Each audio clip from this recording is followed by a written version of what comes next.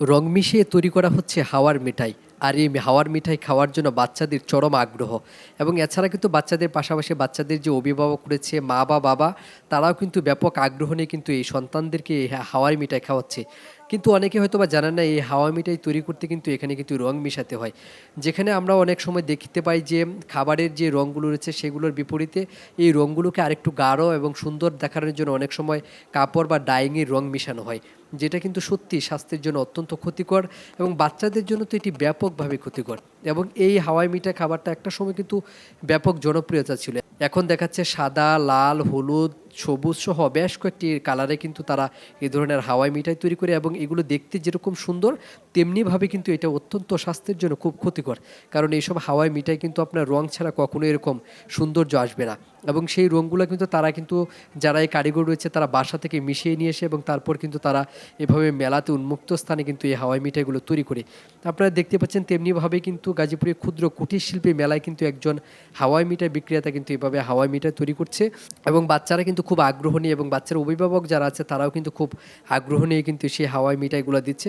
কিন্তু এটা বাচ্চাদের জন্য যেমনিভাবে ক্ষতিকারক এবং গার্জেনদের সচেতনতার অভাবের কারণেও কিন্তু এটা কিন্তু বাচ্চারা কিন্তু খুব আগ্রহ দেখিয়ে নিয়ে খাচ্ছে। তো একটা সময় হয়তো আমরা বুঝতে পারছি না, কিন্তু পরবর্তী সময় এটার যে শরীরের জন্য মানবদেহের জন্য কতটুকু ক্ষতিকর সেটাই আসলে সত্যি আমরা বুঝতে পারবো পরে। এমনিতে চিনি কিন্তু আমাদের শরীরের জন্য খুব ক্ষতিকর একটি বস্তু, কিন্তু তার সাথে সাথে এখানে দেখা যাচ্ছে চিনির সাথে রং মিশিয়ে দিচ্ছে। আমাদের উচিত এই খাবারগুলোকে একটু অ্যাভয়েড করে চলা উচিত, কারণ বাচ্চাদেরকে আপনি যেটাই এখন খাওয়ানো শেখাবেন সেটাই কিন্তু তারা খাইতে চাইবে।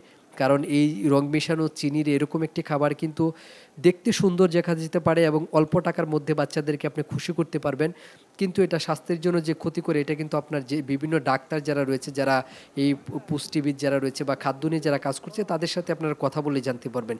কিন্তু আমার মনে হয় মেলায় যে এসব দোকান যদি থাকে এগুলোকে নিষেধ করে দেওয়া উচিত এবং তাদেরকে অবশ্যই একটি নির্দেশনার মধ্যে নিয়ে আসা উচিত যে যেসব রং সাধারণত খাবারে মেশানো হয় সেই সব রং যাতে এগুলো দেওয়া হয় এটাকে বিশেষ নজরদারি করা হোক।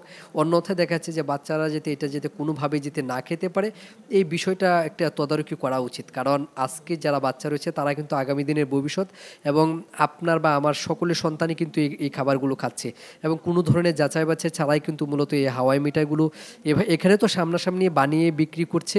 অনেক সময় দেখা যাচ্ছে যে বাসাবাড়ি থেকে খুব অল্প পরিসরে কিন্তু বানিয়ে নিয়ে রাস্তায় ঘুরে ঘুরে কিন্তু বিক্রি করে, সেটাও কিন্তু স্বাস্থ্যের জন্য বা শরীরের জন্য অনেক ক্ষতিকর এবং বিশেষ করে বাচ্চাদের জন্য তো মাস্ট বি এটা অনেক ক্ষতিকর। তো বাচ্চাদের অভিভাবক যারা হচ্ছে মা এবং বাবা, তাদেরকে অত্যন্ত সতর্কতার সহিত বলবো যে আপনারা অবশ্যই বাচ্চাদের এই হাওয়াই মিঠাই খাওয়ানো থেকে বিরত থাকুন।